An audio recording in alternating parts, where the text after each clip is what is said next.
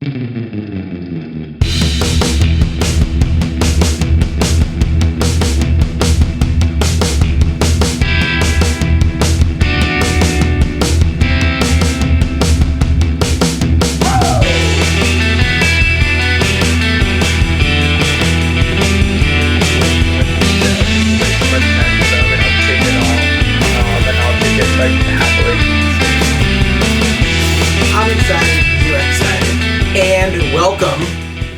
the Down and Front podcast, everybody. Thank you so much here. How's it going, Mike?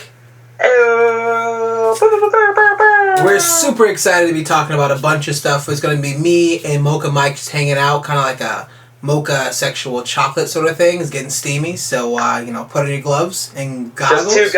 Just two guys having fun together. Nothing weird about it. Nothing weird. Drinking some wine. Nothing crazy. Having some deep thoughts. Deep thoughts. Yeah, some real deep thoughts. Some deep thoughts about Johnny Depp. He looked fine in this movie. We'll get to that one. But tonight we are going to be talking about Pirates of the Caribbean, Dead Man Tells No Tales. The fifth installment of the Pirates of the Caribbean's universe, lore, whatever you want to franchise. There's so many different words you can actually talk about it. But I'm really kind of excited to kind of get into a pretty in-depth review. We'll keep it kind of short and sweet because, the movie itself just recently came out. I know a lot of us and a lot of the crew is going to be coming back for the big review that we're going to be doing for Wonder Woman, so stay tuned for that as well. We're hoping to see if we can actually get it on our YouTube channel to actually do a live recording of that. And just have everybody on there because I think that's going to be a really, really good one just to kind of get everybody back together. So super, super excited about that one as well. But tonight we're talking about Pirates of the Caribbean. Before we get into that one, I am interested in Mr. Mocha. What have you been sipping on? Yeah, so I've been sipping on a lot today, actually. I got day drunk. I'm not going to lie. I'm going to be honest with you and with the audience listening at home. But as of right now, I'm sipping on a homemade margarita, courtesy of my roommate Porter. That is his name. It's not a nickname. We got some Espolon tequila. We got a bunch of other random shit. I don't know how to make a margarita, but he does. And he whipped up something tasty for me. So that's what I'm sipping on right now. Nice. As for what I'm watching, it's more about what I've watched. I recently watched Sausage Party, which I know I'm a few months behind on that, but I'm glad I finally got a chance to watch it. It was exactly what I expected it to be, which was a really raunchy comedy by Seth Rogen and a bunch of his friends. But what I wasn't expecting was how, A, good the animation would be, and B, how just clever and imaginative it was. At the end of the day, maybe you're going to look at it and say, oh, this is just a movie about dick jokes and grocery food. And you're not that far from the truth, but if we're being honest, the creativity behind it was incredible. It was very adult, way more adult than I expected going into it. But I thoroughly enjoyed it for what it was worth. It's not an A+ movie, but I'm not upset that I spent time watching it. Yeah. I'm just glad that they even sometimes they kind of press it just a little bit in order to say, this is what happens. And I'm a really big proponent of people just being comfortable with the uncomfortable. #Nancy. #Nancy's Spampanato. She got that. But just really being comfortable with uncomfortable or weird kind of situations that make you kind of shift in your chair and kind of cringe. Let it all out. Let's talk about that a little bit more. And the fact that they have something that's animated, right? They can do that. They can have a movie that talks about sexuality, talks about religion, talks about drugs use, talks about whatever taboo quote unquote things, and still make it funny, but at the same time still have a meaning or a deeper purpose for it. Mm-hmm. But then at the same time, not only talk about that, not only have a movie about that. So I thoroughly enjoyed it. I remember watching this movie last year. I think I went to the movie theater by myself, and everybody was basically crying in the theater. And I loved that movie. It was so much funny. I watched it again. It doesn't quite hold up, but there's some jokes in there. The Stephen Hawking joke. Oh my God. Spoiler alert. Sorry. Sorry. I was like, ooh, yikes. Whatever. The movie's on Netflix. If it's on Netflix, sorry. But spoiler alert, there is a funny as hell Stephen Hawking joke in this actual movie, and it just comes up out of nowhere. It is super. It's just a lot of fun. Everything that's being introduced. Yeah. So I liked it a lot. Yeah, I regret not having the chance to see it in theaters, and if you're listening at home and you've yet to see Sausage Party, and you find smart, though crude humor enjoyable, get your friends together. Don't watch this alone, because you're going to be laughing, but you want to be laughing with your friends so you can talk about it afterwards. This is a good movie to watch with your crew. Absolutely. Yeah, so you got Sausage Party. Are you watching anything else? Yeah, so I've got a list of Netflix shows to get through, and I've recently finished a couple, so I'm trying not to charge too quickly through them, but the very next thing on my list is Legion. I've seen the first episode, I mentioned that a couple of episodes back, and I'm really looking forward to the next 7, finishing up that season, so I can get a good sense of, what FX is trying to do with that IP, and also, get caught up to date with a show that everyone I know has absolutely loved. Nice. Yeah, I know that was I saw the first. I think I saw the first episode, maybe the first 2 episodes, and that was something that I liked.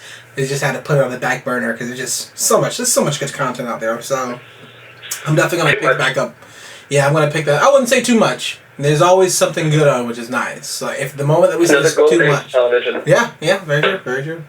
Cool. Yeah. Well, once again, thank you for having the lovely Mocha Mike. So I appreciate you kind of hanging out with me tonight as I sip on some wine and talk about my stuff. I am currently sipping on, I actually never had this one before. I've had the other different ones, but it's a dry, it's a bright, it's a crisp, Dark Horse Rosé from California. Really pretty good, actually. Not as sweet as I thought it was going to be. A bit more on the drier end, which is nice. # sip of that. But I would definitely say that I'm probably going to be getting this a lot more, especially going into like the more warmer days, going into like the spring and the summer and stuff like that. So pretty excited about that. So that's what what I'm currently sipping on. As to what I've been watching a bunch of stuff. I know that at one point we wanted to talk about this, but I want to kind of give this show like all the credit as possible because this show is phenomenal. I mean, the entire sort of like all 5 seasons of Samurai Jack was just good, and the first 4 was definitely like catered towards a definitely younger audience. I mean, there were some episodes that at least kind of went there and kind of pushed it a little bit, but not too much, sort of thing. It was like one of the things in which he's always fighting a robot, right? So he can fight and destroy and kill a robot. That's completely fine. And it literally was a character that you just follow him all throughout everywhere he actually goes. It was very excited, like very enjoyable, and I mean I love the actual show itself. Spoiler for season 5 is definitely ramped up, and it's definitely not a kids show anymore. And I think a couple of the things that they introduced with this show of they put in physical, emotional, and like psychological sort of issues. It's all jam-packed into 10 episodes. And it was very, very strange. It was a huge shift that had happened, but the one thing they introduced in the fact that people can bleed in the show, and so Jack is now fighting humans, or people that is mortals, at least. So that was a huge concept, and they showed it. It was a pretty graphic. A lot of the things they actually put in the show was pretty graphic. So I was pretty kind of excited to kind of see that and see where they were kind of going from that. The other thing is that Jack has been fighting this battle for. I think he mentions it like there's a certain passage of time, but if you consistently doing this every day in your life for this entire time, like something inside your mind is going to start slipping, and you start seeing that too. And it was just something very interesting and very, I guess, moving of introducing this, because now we've been with this guy for 4, 5, 6 years. The show originally came out, I believe, in 2001, 2003, and now it just ended in 2017. So arguably, right, we've been on this show for over 15 years in certain cases, but then you start seeing like exactly what he's thinking, what's happening, and how things are actually being processed. So without actually kind of reviewing it and like spoiling it, I would say definitely go check out Samurai Jack. I know seasons 1 through 4 is on Hulu. Season 5, I know that's only on like I think it's like CartoonNetwork.com or like Toonami. But if you have like any of the streaming services, like Hulu has like a live one, go check it out because it's a very interesting show. And I love this last season. It's like the last episode. Just they also introduced love and like love jokes too, so I thought that was really funny too. So they actually had romance one of the first times ever. So go check it out. Definitely go let me know. Samurai Jack, that's season 5. And then the other thing is that another movie that I saw this week, super entertaining. I mean, I have before I watched this movie, I think I saw the last Saturday Night Live, and I don't know if you catch up with that, Mocha. So I'm getting caught back up on Saturday Night Live. I'm like 3 weeks behind from the season finale, which was starring Dwayne "The Rock" Johnson promoting his movie Baywatch. Yes. So I saw Baywatch this week, and it's Dwayne "The Rock" Johnson, Zac Efron, Alex Dario, a bunch of other people. I think it actually had like a couple of other like kind of famous actors and a couple other people that wasn't really known quite well. But that movie was just very fun. And the reason why I thoroughly enjoy this movie right now in the box office is getting trashed. Right, just looking at Rotten Tomatoes right now, it has an 18%, right? IMDb has a 5.5, Metacritic has a 38%, right? But I think going into this movie, they obviously said that they wasn't trying to make a serious movie. They were trying to make a fun movie. They're trying to make a fun title of a movie, and they're going to parody off of a TV show that was like ran for like years on end. So I think they did that. I think they did successful of it. Now, does people like it? Does people want one other thing? Yeah, they want something else, but I don't think they end up making a movie about that. And I think it's pretty obvious that they're actually talking about themselves. Like, even in this movie, there's a section in which they're running on the beach, and obviously the woman is running in slow motion, and they go back, you zoom back into somebody who's going like the regular speed, and they're like, well, why is she running slow motion? That doesn't make any sense.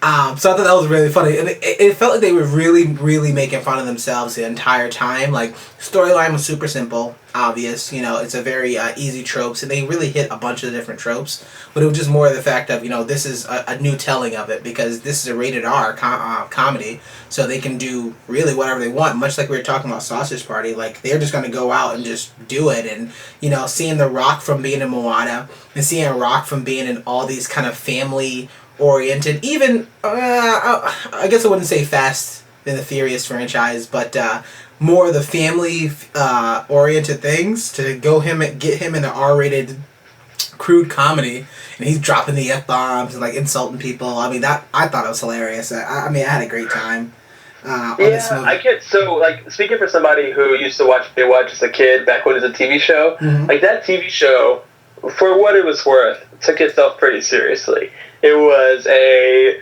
legitimate drama about lifeguards guarding lives on the beach. They just all happen to be buff and hot and babes. So if you're a movie critic and you're going into this movie expecting that, okay, I can get that. And no, I haven't seen the movie yet, but I can get you being a little bit thrown off. But if you're a movie critic and you also haven't seen any of the trailers, like, what are you doing? Yeah. Like, if you see even one trailer, it's blatantly obvious that they're trying to take a lighter approach to the series and make fun of something that should have never been serious in the first place. It's like, what are you thinking? Yes. Okay, maybe you're Warren, and maybe you go into the movie without seeing anything, but you probably shouldn't be a professional movie critic at that point. Yeah. I mean, it's kind of a bummer because I feel like people going into this movie are going to judge this harshly and judge it, like, terribly. We're going to get into our big review in a moment. And I'll tell you the scores of both of the movies that we're going to talk about. This movie that I'm talking about, Baywatch, and the next movie we're talking about, Pirates of the Caribbean, Dead Man Tell No Tales. So I'm very very interested about that. But just to close up the Baywatch thing, I thought it was enjoyable. There's just one actress that's in this movie. I believe her name is Ilfinish Hadera. Is gorgeous, and I'm gonna marry her when I grow up. So just keep that in mind, because she was also in another show that I watched, and I actually binged this in a day and a half because it was that damn good. And I'm gonna only talk about it now. I know we're gonna mention this, and when we get everybody back, we're probably gonna have like a little more in-depth review of it. But season 2 of Master of None. Oh my gosh. Oh my gosh. Have you seen it, Mocha? Not yet. That's on my list of things to hit now that I've gotten back to where I want to be with watching TV shows, but I haven't watched season 2 yet. Man, I mean, season 2 is pretty different than season 1, but it really brings in a lot of different sort of variables, a lot of different it's just a great storytelling. It's really hard to kind of find words of how great a storyteller could be without having like a narrator and different things. And there's one of the episodes that come in which you go through a bunch of different senses, and it's very interesting just to watch what's actually happening on screen. Love this show. I mean, I love the first one, so I watched the second one, of course, and I also saw it in 4K, so I was excited about that. But I just love the show. I mean, you could easily binge this show in a day and a half, and you're gonna walk away like, man, I'm really glad I saw that. So that's season 2 of Master of None. That's actually on Netflix. So definitely go and check that out, because that was awesome. So I'm pretty pumped about that. So now, with that all out the way, we're gonna take a sip of wine, and I'm interested, Mocha. Out of the 5 movies that we're going to be, out of the 5th installment of the Pirates of the Caribbean, which one was your favorite? Ooh, okay. Let's see. I'm going to say... Hold on one second. I'm trying to remember the name of the second. Dead Man's Chest. Okay. Yes. So, that's absolutely my favorite movie. Pirates of the Caribbean, Dead Man's Chest. I don't know if it's a spoiler for the rest of my conversation, but Dead Man Tells No Tales was not my favorite. But Dead Man's Chest is my favorite because the Blackbeard the Pirate, I believe it was? No, Davy Jones. Mm-hmm. Davy Jones was a badass villain. This is something that I'll bring up later on as we talk about wins and losses for this racing movie. But one thing this franchise does really well is give you really, really cool villains. In every single instance of this franchise.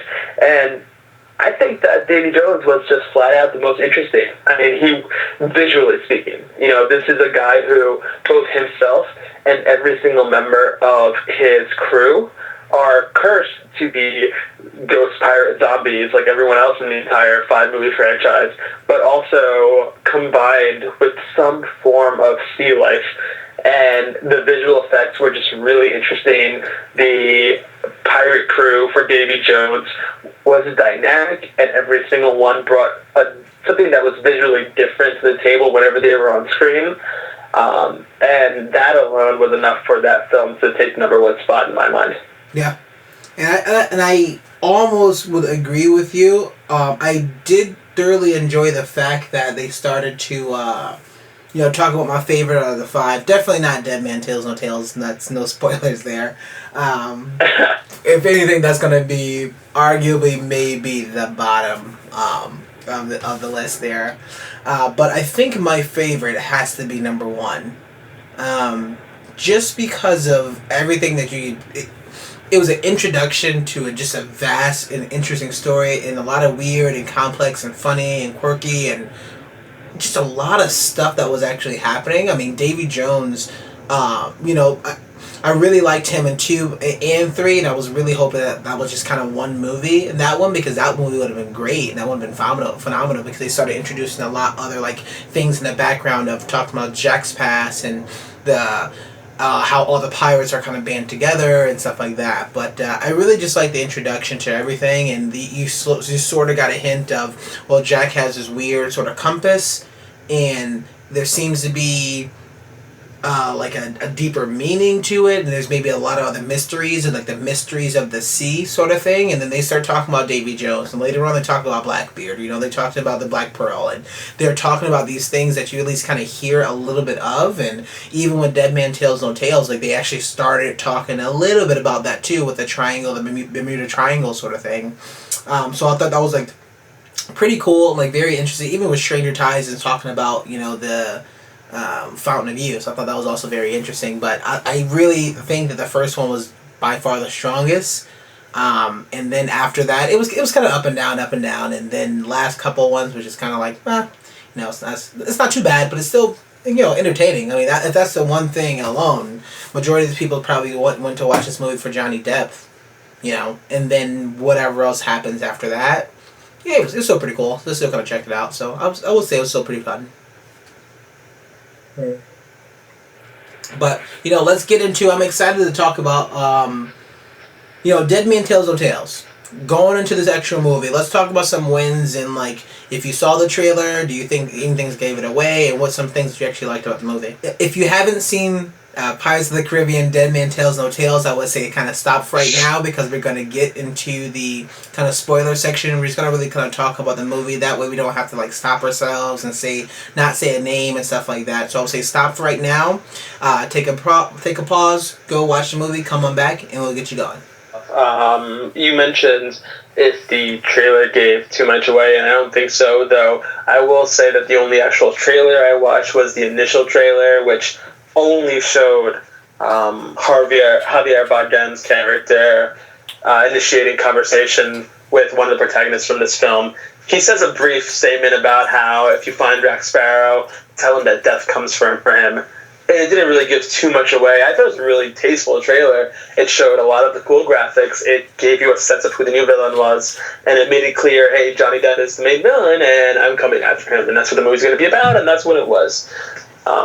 You know, as for the film itself, if you want to talk about some wins, I already mentioned his name, but Javier Bardem, that man can do no wrong as far as I'm concerned when it comes to, you know, acting. He always has a presence in films, and you know, the last movie that I saw him in was No Country for Old Men, and I know he's done several movies since then, but his presence, when he shows up on scene, he is the scene. It doesn't matter what's going on around him, it doesn't matter who's there next to him, he takes your attention, and I think that was the case in this film too. I loved Javier Bardem in it, as Captain Salazar. I don't think Captain Salazar would have been even close to as interesting if it wasn't for Javier portraying him. Yeah. You know, in addition to that, part of making Salazar so captivating was the CG in this film, which was very solid. You know, I mean, it's a Disney film, so let's get that out of the way right away. They have money to blow on this and any of their franchise films. And it really paid off in this film. You know, Salazar, the big thing for his character is that visually, his hair and his clothing move like he's underwater. And that never got old for me. Every scene in the film, seeing him turn his head and his hair just slowly flowing in the proper way as if it was actually underwater was just magical. In a way that Disney is just so able to do. They're able to take really simple CG effects and bring magic to a scene with it. So yeah, Disney's CG effects are always magical, and there was no less in this movie, so I really enjoyed that. And, you know, there was a lot more besides just Javier Bardem's flowing hair that was good in terms of the CG in this film. You know, his ship rearing out of the water, and the planks that form the ship spreading out, so like a great maw to consume its enemy ships, was really interesting and exciting to see. But it was with Javier where it was just more personal and more exciting for me. Also, and this goes kind of hand in hand with most films that Disney does, it was just fun. Like, period. It was a really fun movie. Explosions, chases, some comedy here and there. I don't think you could watch this movie and not feel kind of, you know, a little bit thrilled with what was going on the screen. Even if you don't think that it was a particularly good film, I think it was fun. Yeah.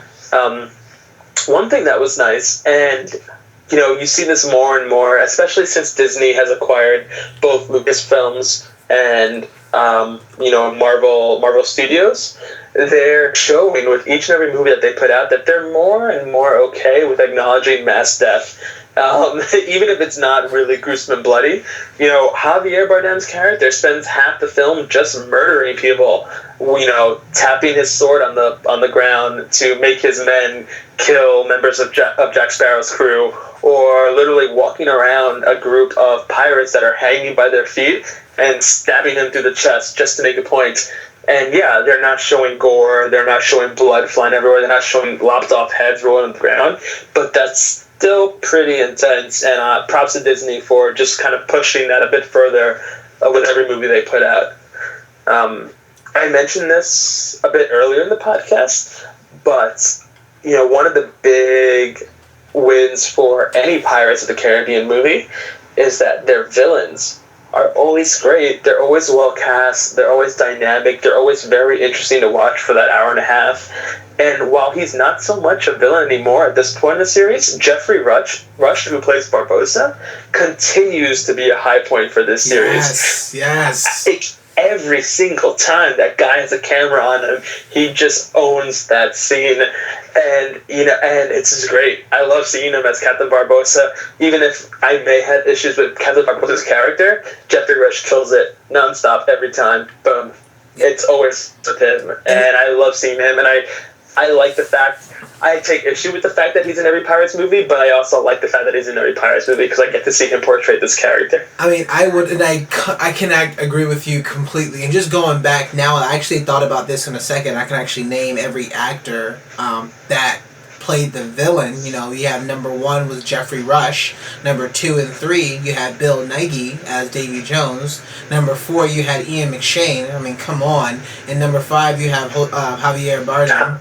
And I'm like, that's a ridiculous, just list of actual villains. And to the point where you have Jeffrey Rush was the only person that actually makes the actual switch of villain to, anti-hero to hero. Sort of like he went to that particular kind of character arc. So that was phenomenal. But arguably, and I don't think I ever mentioned this, but one of my favorite movies ever was, I think I still love watching this. The soundtrack is absolutely phenomenal by Alexander Desplat, is King's Speech because of Jeffrey Rush. And, man, every time he's on screen, it's just awesome. It doesn't even matter what he's doing. It's just his particular demeanor. And it's funny that because I liked him more because he had more of a prominent role between him and Jack, and it was a very interesting sort of banter that was actually happening. But even in this movie here, it's just a lot of fun actually seeing it. It's just so much fun seeing him do this silly character because the ability, his skill ability of what he can actually do. His range is ridiculous, is limitless. And then he'll go and do a silly character with a silly accent. And, shout out to Paul McCartney. Silly accents in this one here too. Because that was also kind of hilarious. And, who was Jack's father? You remember that? Oh man, I'm not going to call it off the top of my head. And he's another famous rock and roll, I want to say. I'll definitely... yeah, it was Keith Richards. Yes. So, just the fact that, that's the one thing I do like about kind of going off the fact you said that the Disney is fun. They can pull in these people, and these people can be silly, but still add something to it, and it's still very fun for it. And I'm really glad it did feel like people had a lot of fun making it. And I also, much like you, I enjoyed at least watching it. I was entertained. At least there's a couple points, and I'll bring it up when you're done. But there's a couple points that I'm did not see that happening that way. But that's actually pretty cool. I appreciate that. Yeah, I completely agree, and there are plenty of things for me to talk about during my criticism portion of this podcast. But at the end of the day, Pirates of the Caribbean movies are fun. They are, and that's their main goal. Disney is trying to make a fun experience for all audiences, but especially younger audiences that are going to want to come to their theme parks and see these sort of things played out in front of them. Mm-hmm. And so you can count on them for that, and I don't think this film let down in that regard. I would definitely believe you if you told me that you went to this film and felt like it was, long in the tooth, or if you didn't like Jack Sparrow's character, or if you felt like you were over the series. But to watch this movie and say that wasn't fun, I don't think that's really an option. I don't think that's a possible opinion to have. I mean, and also to be completely honest with you, if you're going into a Pirates of the Caribbean movie and say you don't like Jack Sparrow's character, there's no point in going into a Pirates of the Caribbean movie. Yep. That's it's so silly. It's like saying I don't want to look at any sort of death and gore and nudity, but I love Game of Thrones. I mean those particular kind of comparison, especially because Pirates of the Caribbean, everything now that we know, everything is tied to Jack Sparrow in some way. So he is the main character. He is the focal point of this legendary pirate, and we start seeing now why he ends up being that way. Yeah, exactly. You know, if you know ahead of time that this is going to be the type of movie that you're interested in, then you'll avoid it. But for everyone else, you know, even if you're just taking a friend or a family member to see it, you're going to have fun. At least let yourself have fun, because that's what the core of this movie is about.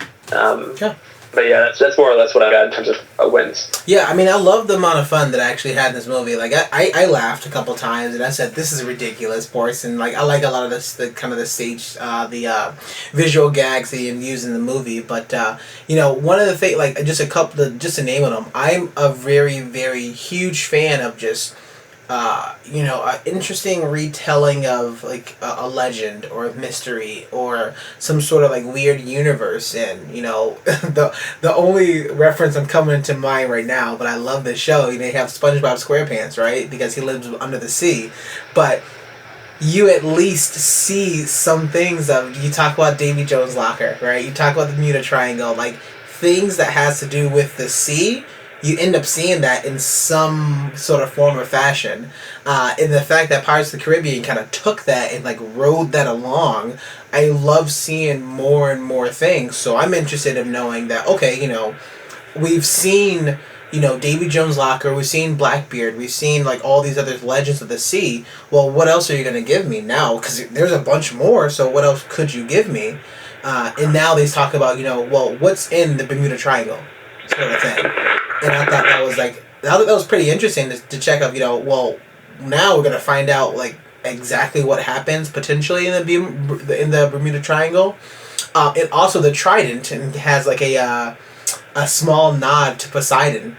And you know, they kind of talk about that more, and just the entire like the folklore of the actual story. I'm all on board, and I'm a super fan of another manga called One Piece, and that has to do with pirates, right? So another thing that has to do with some sort of water of the sea, and they introduced a character called Blackbeard. We're not going to get into that conversation, but we definitely can. But that's something that I was always on board, and I had a lot of fun with it. I was always like, you know, give me something. It doesn't have to be groundbreaking, but just give me something new. Just tell me an interesting way to see this actual story. So I was pretty excited about that. Even with the elixir, like the Fountain of Youth, I thought that was pretty cool too. I was trying to think of what the Stranger Tide was. So I was really on board with that, of just having this, looking at the actual fun.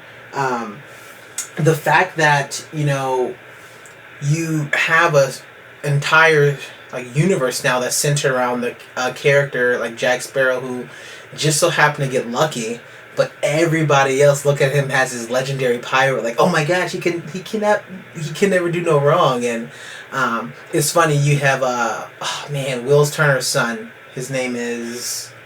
Oh, was it Jeffrey Turner? No. Henry Turner. Henry Turner. So Henry Turner. Jeffrey Rush, but Henry Turner. There you go. Henry Turner. He even says at one part, he was like, "Oh, you're Jack Sparrow?" Like, I had no idea, sort of thing. You start getting more and more of that, because he's quick, he's clever, he's smart, he's clever, but he just has that like sort of instinct to survival, and that kind of kicks in certain cases, and that's how he ends up kind of surviving these weird sort of crazy sort of events. So I thought it was very fun to know. Even for the fact that, you know, you have Karina, who's is introduced to kind of a pretty powerful sort of female character, and I think there was something pretty badass to say that, you know, you had Rachel Swan. Elizabeth Swan. I was like, Rachel Swan, I don't know who that is. You have Elizabeth Swan's character, who's just said, you know, I'm going to be a badass because I'm going to be the pirate, I'm going to be the pirate lord sort of thing. And then on the opposite side, you have this character that comes in and says, you know, well, no, you guys you're dumb. I'm just talking about science. And because they don't understand her, they immediately think that she's a witch and wants to kill her. And I thought that was very interesting, just to talk about, you know, don't be afraid of people's knowledge, and the fact that women can do things better than all the men in this movie, because really there was only one woman talking part, maybe the priestess, but not really. So you had one woman talking part in the majority of the movie, and everybody else was men. And I'm really glad that at one point she really had a chance to kind of hold her own to really kind of find out where things are going and how to read the stars and stuff like that. So I was pretty proud about that, because it was an actress that we have no information about, and she had such a prominent role in this actual film. So I was pretty proud. I'm glad Disney like made something about for Karina. Karina Smith, out of all the names. It was like, Smith? Oh, okay. Alright, that's fine. So I thought that was pretty fun, and I was really excited just to see that they put a little more in-depth character for women and not just all these other men characters that you're seeing. I was hoping to see like other women pirates too, but I guess we didn't get that in this movie. But that's okay, you know. Even on the island they got shipwrecked on, that was kind of funny. The wedding scene, that was funny. Okay, come on, that was gross, but that was pretty funny. So I like that. Let's talk about some things that, you know, just didn't quite work. So Sure. I'm gonna ask you for a couple, and then I'll share a couple. We can go back and forth. But what's a couple things that Mocha that just didn't quite work? Yeah, I mean, I'll gladly get into that. There are plenty of criticisms that I have for this film. First of all, this is on a much more, you know, personal level, but I really think that I've just kind of outgrown the Pirate of the Caribbean's franchise. You know, Pirates of the Caribbean, Curse of the Black Pearl came out in 2003. Like, I was still in high school at that point. And that's, you know, that's cool to think that this is a series that's been going on for 14 years. I mean, 5 movies across 14 years, averages about 3 per year, so on and so forth. And it's cool and all, but I'm just like, it's not there for me anymore. And it makes me wonder, and I mentioned this earlier, you know, it's clear that, to me, that kids will get the most enjoyment out of this film. Mm-hmm. It's not a kiddie movie, but I do think that younger demographics will get the most enjoyment. And I wonder if that was just the point all along. And, you know, listening audience at home, maybe you're screaming and saying, obviously it was, and I'm just not on board with that, and I just don't get it. But, you know, I wonder if it's either that the films are just kind of getting a bit long in the tooth, or if I am just no longer the demographic that the entire franchise as a whole is shooting for. But for me, you know, the series is kind of getting old for me. Also, another thing that's getting old for me is Johnny Depp, Jack Sparrow. He's just boring to me. He's not interesting anymore. He was a really interesting, exciting, dynamic, different character for the first film, and that character for the second film, and with the third film he was pretty cool, but he was already established, and in the fourth film I was like, alright, well, cool. And now in this film I just don't care. There wasn't not a single scene in this film that had Johnny Depp in it that I thought was better for having Johnny Depp in it. I'm just over you. I'm over you, Johnny. You know, I'm not over you in other films. That's for damn sure. You're an excellent actor and you do really good work, but I just don't care about Jack Sparrow anymore. All of your jokes are pretty similar from movie to movie, especially in the timing of the jokes. The intro jokes for every movie are more or less the same. They're all super over-the-top action. And then you get to the middle part where there's a lot of jokes about you being lascivious and about being alcoholic. And then you get to the end where you have some sort of emotional catharsis, but you still say the wrong thing, and it creates a comedic break. I'm just done with that routine. I'm done with that. And honestly, I'm done with a lot of the recurring elements in this story. I didn't care about what's his name? What's the main character from the previous movies, played by Orlando Bloom? Will Turner. Will Turner. Yeah, I don't care about your progeny. I don't care about you or your family at all. I'm over Keira Knightley. I just don't care. And there's so much that they can do with this film series that without anchoring it to those 3 characters. And maybe they'll start that with next movie. Who knows? Although, spoiler alert, not minus Johnny Depp, because he's obviously going to be in the next film, given it for this one. You know, but still, it was something very interesting, and kind of just tying off of for that, because that was a big criticism for me of. They had a bit too much focus, and I believe it started with, you know, World's End. I believe it's either World End or wherever the movie that he's on the random island, and he's like wheeling on that huge wheel. He's like running on the wheel, and I'm like, oh, that was number 2. That was okay. So that it started that. Okay, all the comedic focus is now going to be on Johnny Depp at this point. Like, even to the point where he's pulling the ship and all the other random Johnny Depps, and that was like somewhere in this universe. But, you know, talking to Derek, the lovely Derek Sung, of course, talking with him, he had a great point of, you know, it would be very interesting and be very cool if they just do a complete different movie, different, like, location of a movie. But Johnny Depp Jack Sparrow just so happened to be a part of, like, that adventure or a part of the universe, and he affected it in some way, but it's not the sole focus on him. And as much as they didn't want the sole focus to be, in every movie the sole focus was on Johnny Depp at one point, even with number 2 and 3, that they were trying to shift it and really kind of conclude the story of Will Turner and Elizabeth Swann. It's still Johnny Depp was the one with the mark on his hand. He has the coin. He has the map. He has the compass. It was all on him, and I felt like they just put too many eggs in that basket, and audiences just got tired of it. Yeah, absolutely. That's the thing, you know. He was the anchor point for all the comedic humor. He was also the anchor point for every single major plot line in the entire series, throughout every film. He was always also the anchor point for every potential third love interest, no matter who the female on screen was. It's just all on Johnny Depp. And I get it, because part of the popularity of the first film was Johnny Depp. It was him. He is what made Pirates of the Caribbean, Curse of the Black Pearl, a super, like, box office smashing movie. I'm fully willing to admit that and concede that point. But he's just not bringing enough to the table to make it interesting. And because he's there, the writers are focusing on all characters that are within his orbit. Like Barbossa, like, Keira Knightley, like the Turners. And it's just really limiting this much larger world of pirating during the era of, the East India Trading Company.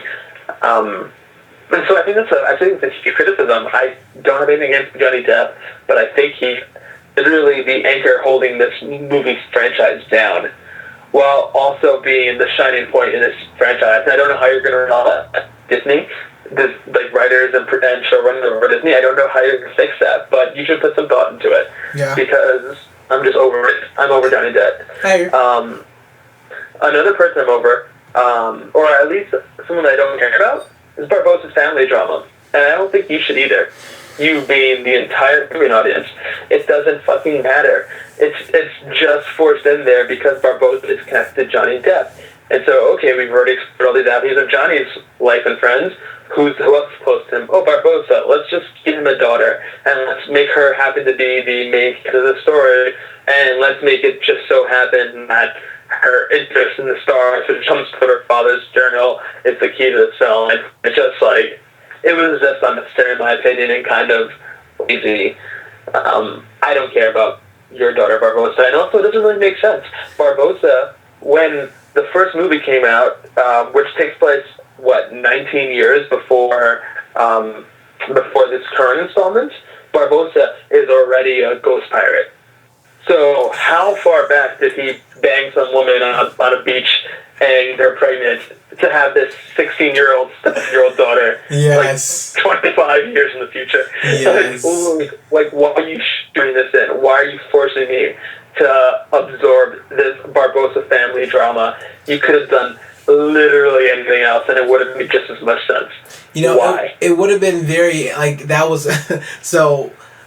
The one thing that I had to do a serious eye roll while I was in the theater was the fact that this is how they tried to shoehorn, you can feel that there's a certain moment of, okay, here's Disney trying to shoehorn this actual plot point in, and you have Barbossa and Jack Sparrow's talking, and Barbossa, Karina's talking about her name, and she's like, something, like, my father named me for the actual stars, and you hear Barbossa says, Karina, And she's like, yes, my name's Karina Smith.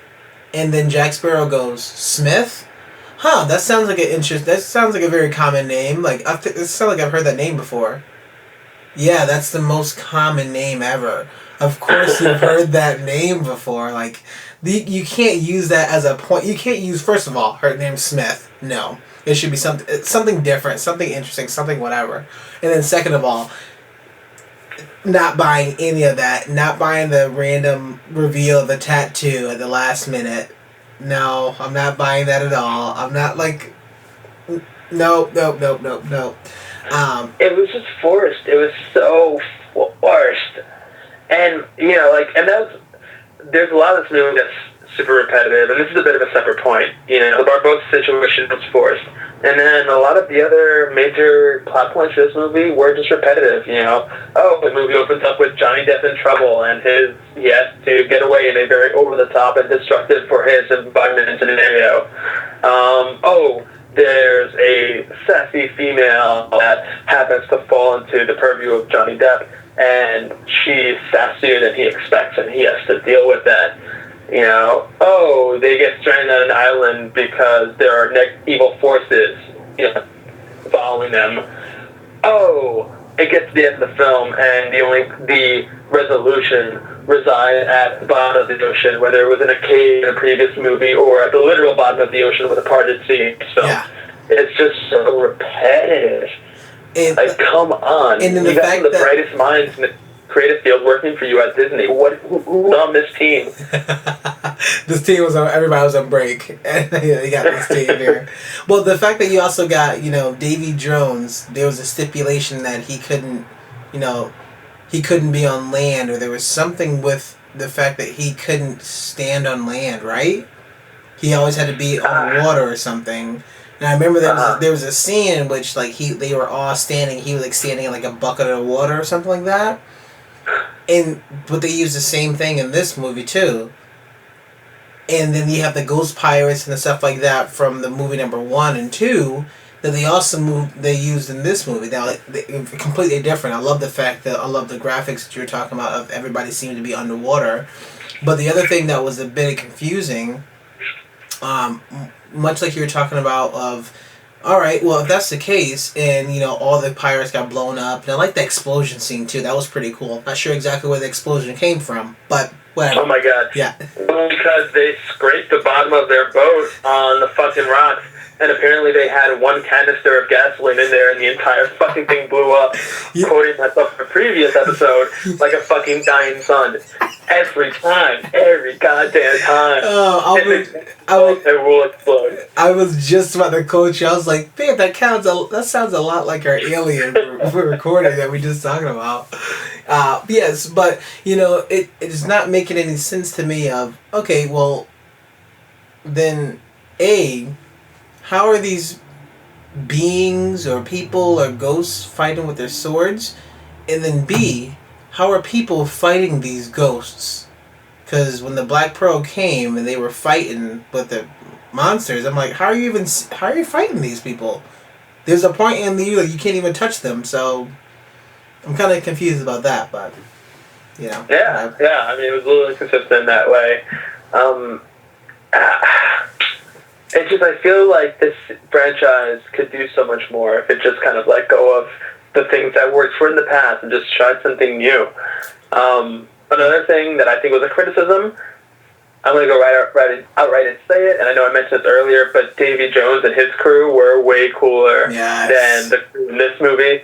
Like, Salazar, awesome. You know, this pirate who's got black liquid pouring out of his mouth and out of different spots of his body whenever he talks, with his hair flowing as if he's still underwater, which is where he died.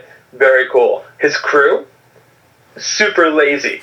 All they decided was, I don't know, let's make a different body part be missing on each one. Ooh, nervous. But guess what? Every single fucking villain in this entire franchise is a ghost. So why does that fucking matter to me? Answer, it doesn't. It doesn't matter to me at all.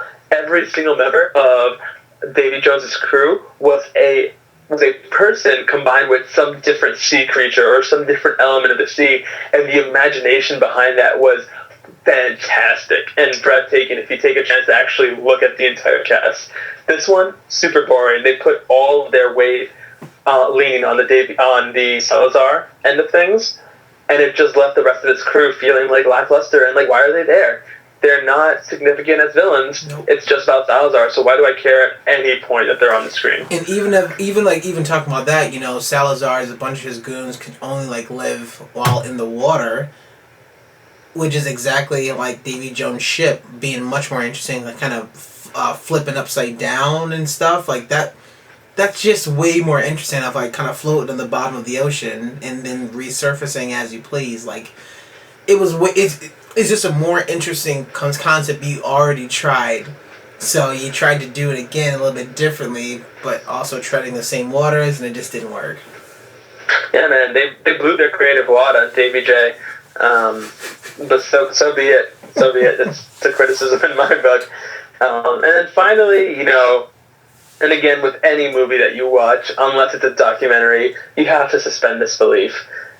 And I'm going to try my best, but you're going to tell me that you are at the literal bottom of the ocean, and you're hanging on anchor, and you're swinging through the fucking air like magic, while the walls of the sea are raging beside you, and there are crazy demon pirates trying to kill you, and someone at the top, at the boat, is just going to be like, oh, they got onto the anchor, let's pull them up, boys.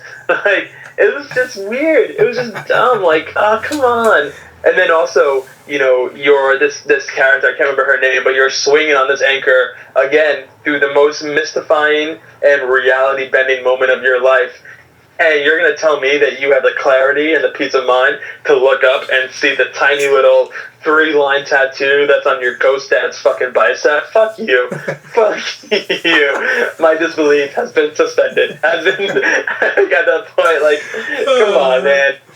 You know, let's continue. So I'm going to ask you a few questions to get into my criticisms. I'm trying to tread over the stuff that you have. One thing, we talked about this before. The pirate Salazar. Man, it's bad enough when you mispronounce his name as a joke in the movie because people didn't know who he was. It's even worse when you put tar, some sort of weird black liquid. I thought it was blood. That didn't make any sense. You put liquid in his mouth and you expect an actor who has a heavy accent to then speak through that, because a lot of his lines was lost to me. So, I also made the comparison. This is actually the second time I made this same a comparison. This time was the King Arthur was you got Garona from Warcraft of, don't do it, and if you do it, make it easier on yourself and just use subtitles.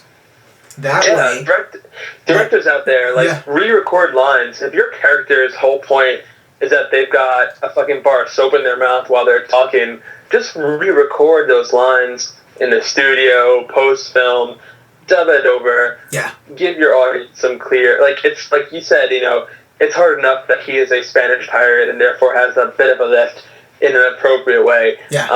But then you're also going to have, like you said, tar / blood / I don't know, a fucking sea gunk bubbling out of his mouth. It made him very intimidating in the trailer, but for an entire 2 hours, it gets in the way. Yeah. The other thing I gotta talk about is, Henry in the beginning. They also break their own rules they set up, because when Davy Jones comes back, there's a flash of green light. The boat is supposed to flip upside down, and it comes back onto the regular Earth it comes back to this world, basically. But Henry just paddles out by himself. First of all, where's his damn mom? But whatever.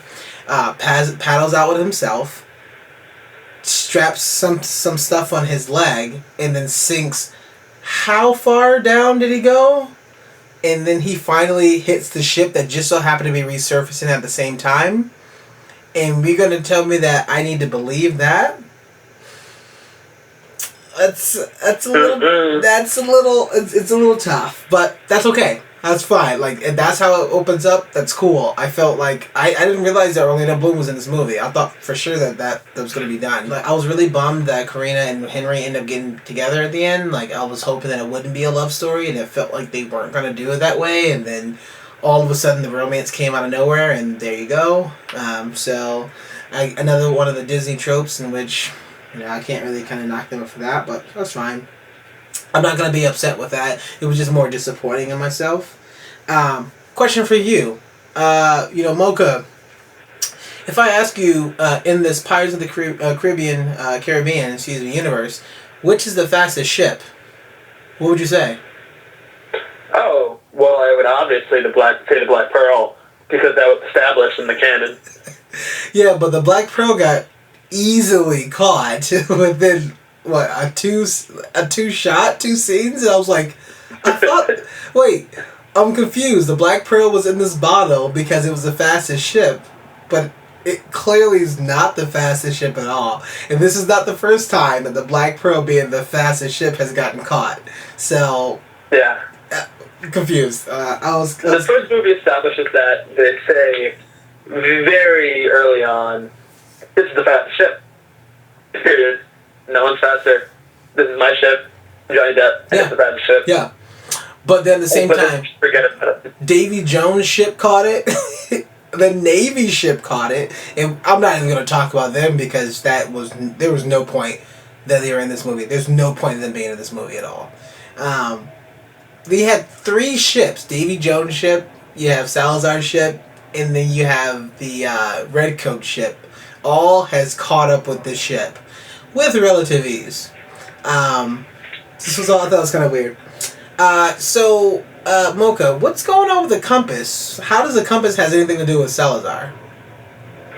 I mean, so as far as I can tell, the compass, which its only purpose throughout all the previous movies was to point Johnny Depp, or its owner, which in this case is Johnny Depp, towards their heart's desire. Apparently, in this movie, if you killed somebody in a fiery explosion that was based entirely on the chemical reaction between rocks rubbing on wood, and you gave that compass away, it would allow them to escape their hell that they were from, or that they were trapped in, because. There's no other answer except for because. It's strictly to create a line to this movie, and it's complete and utter bullshit. I sat there, I was like, wait, are we going to talk about, so the compass is gone because Barbossa had the compass, and that's just destroyed? Okay, that's fine. Also, what do you, like, I guess the last question that I have, because I'm not going to, berate this movie too much, is, so the Trident's supposed to break all the curses? Don't get me started on the Trident. Holy shit. Alright, I've not seen a greater piece of just Deus Ex Machina. We don't have a way to resolve this story, so let's just make up a point. The fucking Trident. I'll give the story, some credit, because the Trident is implied to be Poseidon's Trident, and the notion that being an artifact in the series that it actually exists and has mythical powers opens up the series beyond just the era of the 1700s or whenever this takes place, pirateering, and allows you to look back at all of seafaring lore way back to the ancient Greeks. That's a cool move. What's not a cool move is saying, hey, this fucking Trident just happens to break every curse that's ever existed that's sea related for some reason, and then also doesn't get rid of characters like Jeffrey Rush, who, unless I'm missing a point from the previous movies, is a cursed pirate ghost still. I mean, he was revived. He was brought back to be human, and the curse broke. Was that in the 4th movie? No. Barbossa came back in the 2nd or 3rd movie to be human. Oh, yeah? Okay, yeah. I'll give them that. But isn't, the Black Pearl a cursed ship? Isn't that not a ship that should be on the sea at this point anymore? And even beyond that, cool, let's keep all the characters that are on screen. But but that's really the way you're going to go ahead and give me back Will Turner. You're not going to have a storyline focused on his son, finding a way to break his father's curse. It's just going to be so happen that he stumbled upon the skeleton key that unlocks all curses, not just Will, his father's. Right. By following this bumbling, drunken pirate. Yeah. Fuck you. I mean... yeah, I mean, it did get me upset. One, the fact that you have the trope of, we're gonna spend an entire over 2 hours finding this thing, just at the last minute to say, oh, I actually understand English now. That divide means to break, so we have to break it. Wait, hold on. Aren't you a woman of science? Also, this ancient artifact that literally belonged to a god could be cut in half with a fucking, standard rapier. Just a gentle slash, boom, it shatters into a million pieces, as if it wasn't once forged by the gods. But even before that, so then, I got two other things before I got two other things. You know what? Fuck it, I'm gonna keep going. I got two other things. So even before that, you got Salazar's character who wanted to wield this amazing, awesome power. All that it did was control the water for a short amount of time. And that was about it? But you didn't do anything else. No. Maybe it would allow him to conquer all seven seas, but it doesn't matter because the thing was as fragile as a piece of fucking candy brittle and was shattered. Well, so now we never get to know. Well, he even said, Salazar even said that this is the power to get me to see the light again. And I don't know if he said to get me to human, but the other thing that's confusing me is, okay, so Captain, Lieutenant, whatever, Captain Salazar, your ship blew up. You should be dead when it blew up. How do you revert back to human after that? Nope. I was real confused with that. In Salazar's defense, he fell overboard before the rocks scraped the bottom of his ship that was apparently packed to the brim with explosives. So he was in the water when that happened, so he just kind of drowned. But also, his ghost had its head blown off because ghosts are scarier that way. I mean, personally, listen, this is just my personal opinion, but if I'm going to die and come back as a fucking ghost pirate that can walk on water and not have to worry about jack shit except for, pillaging every now and then just to cure my boredom, fuck that Triton. I am chilling as a ghost pirate for the rest of eternity. Yes. Oh no, I can never satiate my thirst, and anything that I eat doesn't fill me up. Whatever. You can walk on water, you can spend all day laying out in the sun, work on your ghost hand. It's not that bad of a life. Work on that ghost hand. # ghost hand. You're gonna use that. Ghost hand. I mean, all in all, there was just a lot that this movie just didn't do up. Dude, at this point, and you pointed out, earlier, it's cool that Johnny Depp has so many legends around him. Let him be a legendary pirate. Give us new characters and let his actions influence the story from a distance. He's got his legends. He can do other things, but give us anything else. And just tell us that Johnny is doing a silly, alcoholic pirate shit background. That's what I want from the series at this point. Yeah, I mean, so before we kind of wrap up and we talk about kind of grades and sort of lasting thoughts, what do you think about the anti-aging crane, the anti-agency? I'm glad you brought this up. A couple of episodes back during our Guardians of the Galaxy 2 podcast, which audience members, if you haven't listened to, you can go back and listen to it. It's really good. But our team member with the most attractive voice, Brylan, mentioned that Disney's de-aging technology is getting really scary and how good it is. And it was on full display in this movie. The scenes with young Johnny Depp. The scene itself was relatively long. It didn't take up the whole movie. It wasn't dominating. But, man, was it just really intense in how authentic it looked. I looked like I was watching Johnny Depp from 21 Jump Street back in the fucking early 90s. That was really weird for me to watch, and it was cool. It was very, very cool. But, man, that tech is just getting out of control. Yeah, it creeped me out something fierce, because I was like, oh, it's almost too good. Just like when you see Robert Downey Jr. in Civil War, in the beginning of that movie, you're like, it's almost too accurate. Like, it's kind of creepy almost, but it was good. I mean, it was very good. I was glad that they actually kind of put that in on the actual movie itself. And they had a couple of still very slow shots of, hey audience, we know you're looking at this, so we're just going to leave it on here just for a second longer before we kind of pull away. So that was pretty cool. Yeah, I'm really looking forward, and I don't think we're too far away from this, but, Disney, or any really movie company that has access to the technology, creating a full sequel or reboot of a beloved film franchise that's 20 years old at this point, and just having all of the actors play their roles and just de-age the shit out of them as if it wasn't a movie that happened 20 years after their prime. Because there's no reason why we can't have a full 2-hour movie that's just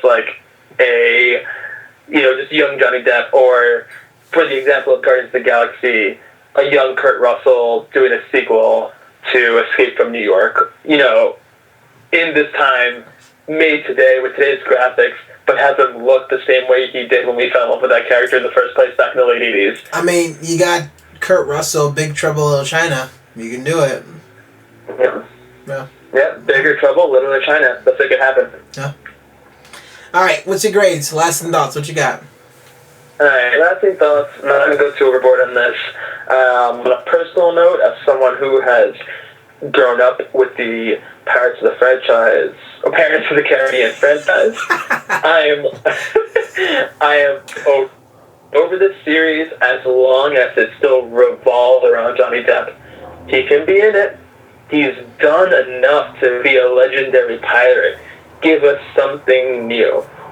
Until you do that, I'm over it. Cool graphics, no real substance. Gonna give it a C-. Yeah. I mean, I'm down. This movie really, really is now the fact that I don't know if I can pay for another Pirates movie.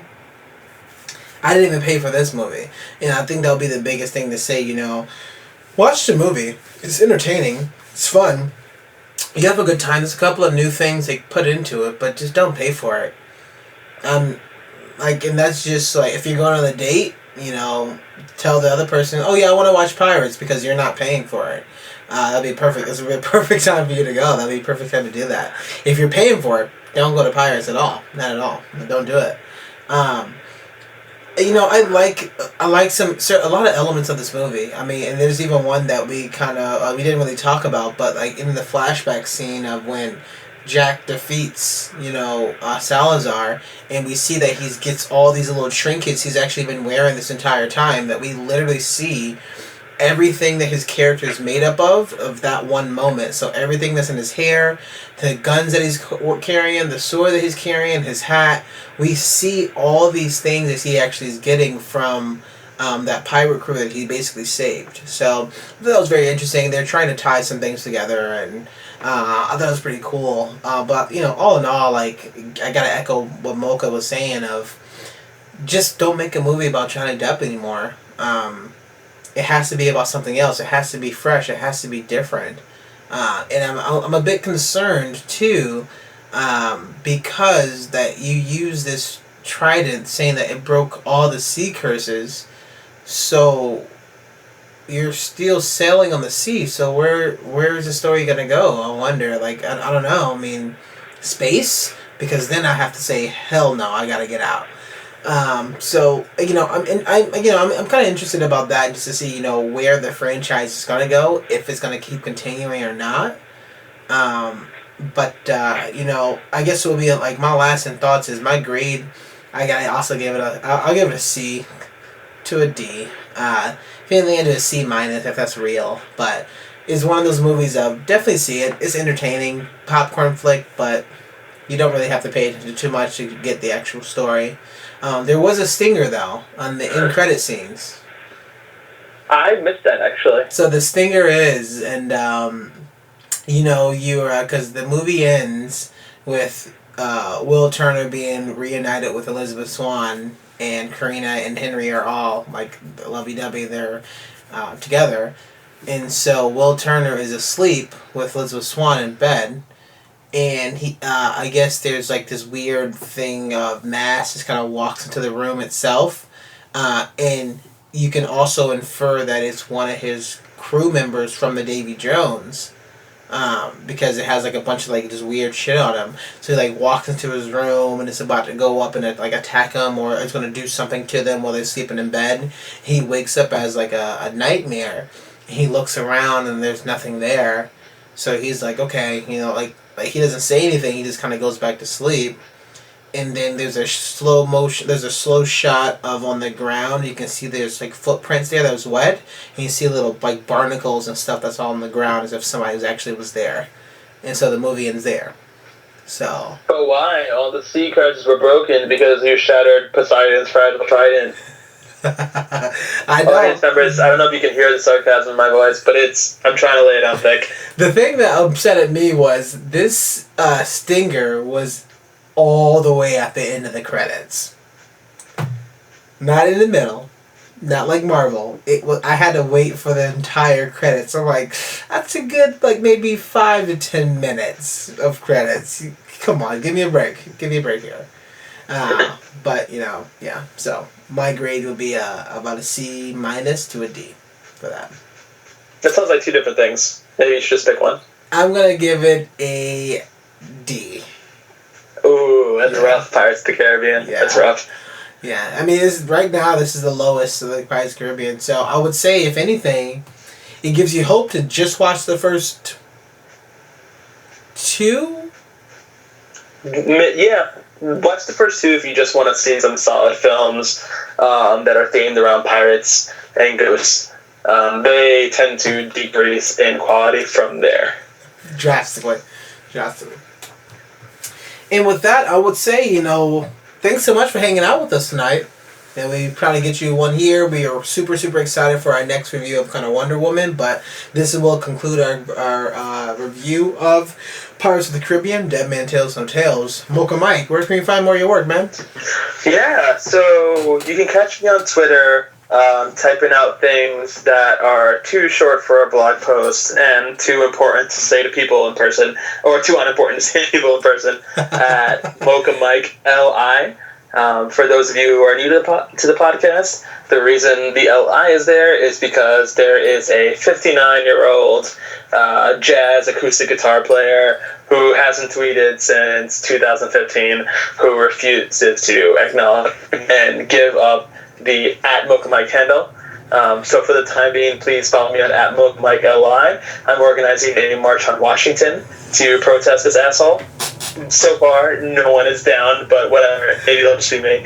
I'm down. And if you want to see some good, if you want to see some good photography, please follow me on Instagram @MochaMike, as the Lord intended it. You can find all my work there.